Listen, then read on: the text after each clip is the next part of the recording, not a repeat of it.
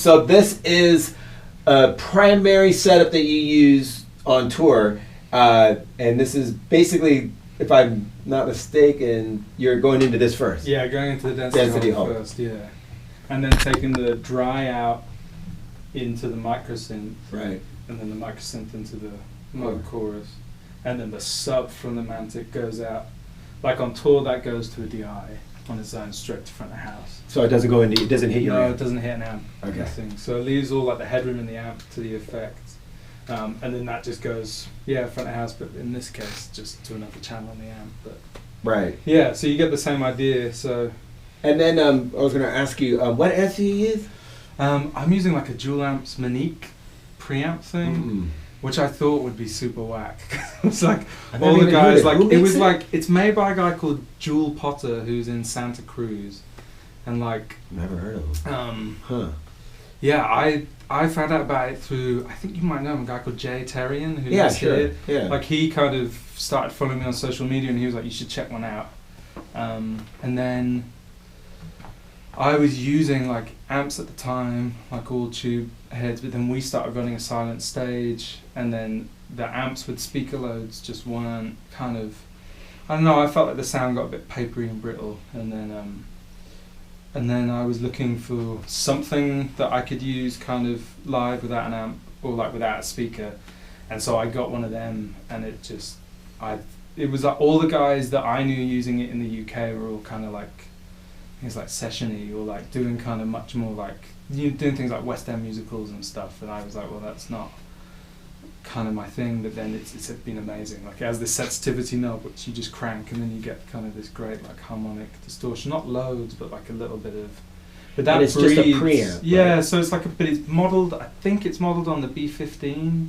And then that goes to speakers, or no, that just goes DI. So there's no speakers on. Yeah, so there's no bass rig traditional. No, rig. so that's like a full, like tube preamp, and it has like the rectifier and like the output transformer and everything on it. Just no power amps essentially. Right, and so then you're all in ears.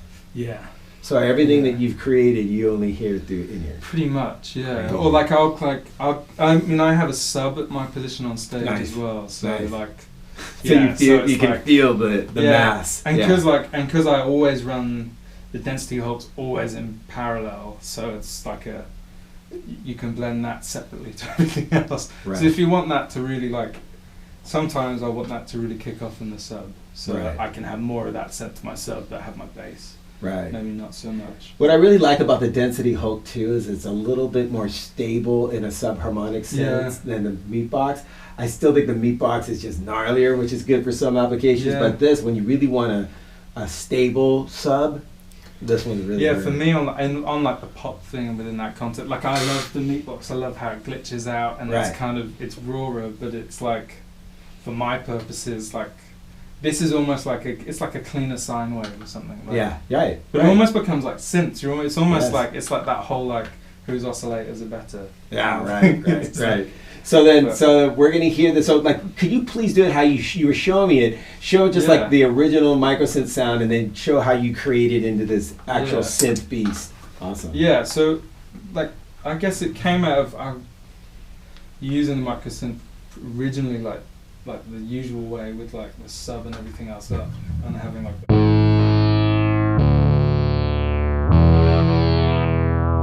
and being like, well, I kind of wanted to get more.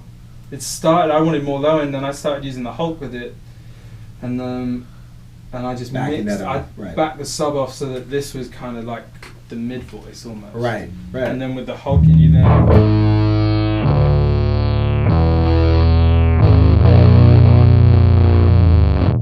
And you just get that pure sub underneath it. A bit noisy. And then trying to get the synth sound then to be synthier, because then I wasn't worrying about losing any low end, so then you can modulate and...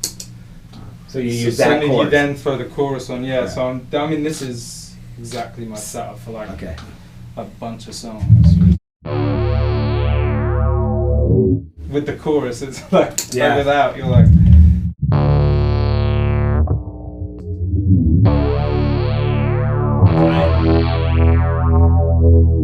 Yeah, and because you still have the clean sub underneath it, it's like, because otherwise, guess it's hard to.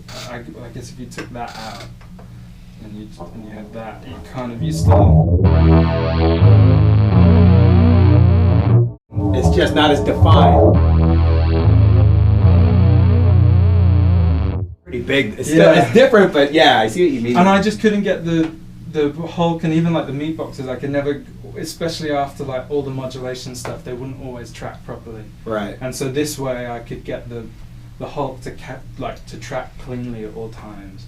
Right. And especially in like trying to make a bass sound like a synth, it just meant that like where some of the danger of that, especially in our gig, is that the foundation needs to be covered on the bass. So it's like this, I know that there's always like big there's always that bottom that feel, and it's not going to be wavering. It's just solid. So then, what percentage of the set do you think you run that?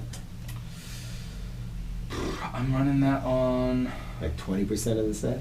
Yeah, there's let me think. Some kind of form of this is maybe 50% of the time I play bass is almost happening. Yeah, that's huge. There's one song. There's like one song when that is the bass sound.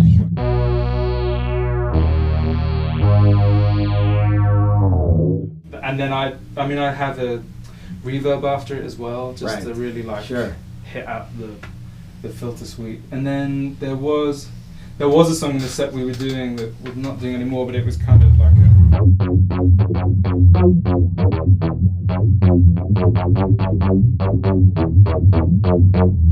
wow. Yeah, like a much more like yeah, I mean it was like real tight. That was a tighter thing, so my tech had to. Do they run any compression on you? Yeah, I think there's a tube tech compression at front of house is what I'm going to, and then I have like the Empress compressor that was meant to be used as a side chain, so we could do live side chaining, and we don't use it now. I just use it as like a boost at the end of the chain, because it was like at the end of the chain and it was like built into the rack, and I was like, oh, it's there. So I was like, I'll just use it as a boost. Right. So like, if I want to go louder, I'll just hit the compressor. And any other pedals that you have on tour with you besides like this system? Besides, yeah, in my full rack, I have. So I go into this first. I have the Maleko Diabolic. Nice. Custom cog fuzz, like parallel fuzz overdrive distortion thing. Then it goes into the micro synth, then into the chorus, then I go into a tronographic rusty box, and then into a dark glass vintage microtubes, then the Line 6 M5, then the Source Audio bass envelope filter Pro, and then Mantic Pro, the Empress compressor. It's getting there. It's pretty deep. Yeah, I mean in the rusty box and the vintage microtubes are kind of like different flavors of preamp almost before the preamp. Right. So and they can kind of stack. So it's like most of the rusty box I use, I have like a Mustang that I play for like a bunch of the set, and that just makes it super like plucky, and that's pretty much always kind of pick and palm muted. Right. And so that has this weird like high mid character, but then if you ram that into the dark glass, you get like a killer distortion. So it was like, it's kind of trying to make as much as possible with as little as possible, even though there's quite a lot of relatively there's quite a lot of stuff.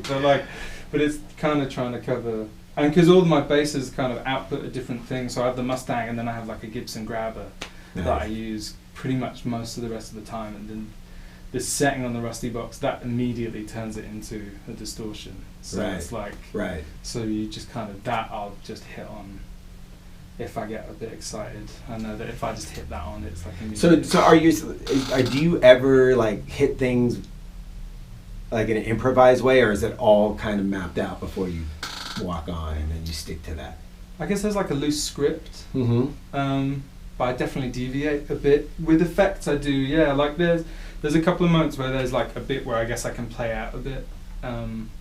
And I'll switch up what drive I go to. Like in soundcheck, I'll try and test and get a feel for the room, because some of them are real different, because it's like, I guess it's trying to cover as many different flavors. So I've got like the Diabolic for like a more like kind of synthy, gatedy, kind of buzzy sound, and then the cog is just, it's called like, yeah, the cog is just all out. It's kind of, our front of house guy will be like, you're covering all frequency ranges, so it's kind of like, it's that, and then and then the rusty box is more for like, on the other basses, that then gives you like a little bit of mid poke. So it's like, so I'll hit them on, and then like I have like everything's in a rack off stage, but I have the MIDI controller, and then I have like access to 8 of my effects from that, so that I pretty much have, I always have access to the density hog, so I can, if I feel like shoving that on, I can shove that on, and then all my gain stages, and then chorus and reverb. So like, I'll sometimes like,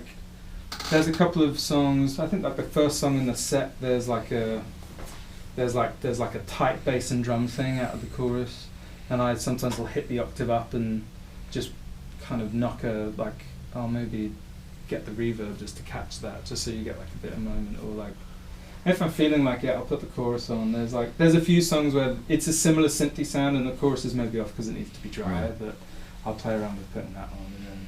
And then the bass is pretty much the music master, is that what Mustang? Yeah, so it's like in the UK I have like my own, and then here we have like duplicate gear here, so it's like a new Fender Mustang, and then I have a 78 Gibson Grabber, and then like a Yamaha BB like 2024 thing, like one of the newer ones, which sounds great, and actually with the synth, that's kind of my go-to for some of the synthier sounds, like that line. No, it's passive. I don't play any actives. Yeah, me neither. Yeah. We are like, brothers for sure. But I have a Travis Bean on order that is like a week off of being done, I think. Electrical, or is he making? He's making them as Travis Bean. Did you know that? Yeah. I didn't know either, man. Yeah, so I think he's just finished Bob Weston's on Instagram, would tell me. Weston wants like, another one? Yeah, so like he just put a picture up of a new one of them, and then, yeah, I don't know, like I chatted to him, because I was looking at either getting that or a Rickenbacker, and I was looking at getting like an old Travis Bean and couldn't find them, and then people were like, well, get in touch with Kevin. And so they're electrical, and I was like, well, and he was like, well, I'm actually making a bunch of 70s spec Travis Beans, do you want one? So I was like, yeah, I'll take one. That's awesome. So I think so it's, awesome. I really hope, I really want it to be here in time for Coachella.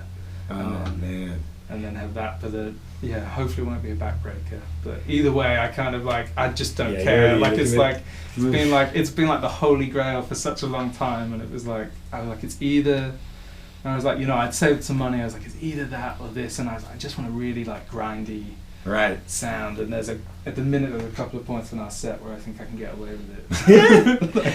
I'll tell you, man, I picked up Scott Schreiner's, and it a boat anchor, man. I was just like, and he's just like, he just doesn't care about like weight, he just wants tone. He gets great tone, and his rigs are giant all the time, but constantly changing. Like I follow him on Instagram. I'm like, I hit him and I go, what are you using now? God, man, you have 50 rigs stashed somewhere in Los Angeles. Like, I mean, this is my main rig, and it doesn't even leave anymore because I don't tour where, like you just use rented gear now for me where I'm at. Like, so this has been in here since I built the studio, and I don't use it anymore. And so now I just do rental gear, but he's still takes full rigs. Yeah, I think I saw a picture of his from like, because they were just in like Brixton Academy, I think, in London. Right. And I saw the picture of his rig. I was like, and he might be playing a rig one night, then he's playing a Travis Bean one night, and he's playing a Grabber one night, and then he's playing a Fender, because he has like amazing old P basses. I mean, it's like I mean, if you can.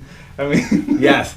He's so obsessed. Like it's his pedal thing. I think I don't know. Like we haven't actually had a chance to catch up lately. But for a while there, he said because his wife would just say, "Hey, there's like 3 more boxes of pedals here. You gotta watch out." And then I think he might have mellowed, but he just seems to ramped up his rig purchases. So I think I know he has Emperors, because he had asked me like, what do you think I should, have you checked out is he using the Empress stuff? I don't know if he is anymore, but when I told him about him, not Empress, Emperors. Emperors, that's what I say. Emperors. Yeah, the cabs. Yeah. Oh, is that the guy is that in Washington? Is it the guy? That's Varellin. Yeah. Emperor they're not the same?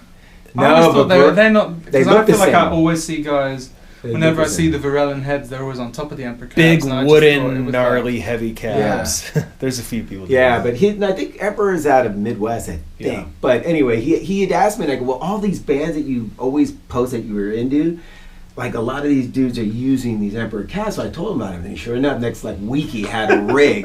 You know what I mean? And he was into it. But I think he also has a Varillion rig, and he has old SVTs. He has boogies. I mean, he's like how JMJ used to have a ton of different rigs too, and he still has tons of different basses. Like I feel like any picture I see of his stuff, like I like growing up, he was like the guy. Right. Because it was like I remember being like 13 or 14 and like going through all these CDs, and I was like, it's the same guy on every like all these records I liked. I was like, oh, it's him. Right. It's like, oh, Beck, oh, it's him. It'd be like Air, oh, it's him. And then like, even like these weird like indie bands in like the UK, I'd be like, oh, okay. And then playing, but I was like, it's different amp every gig.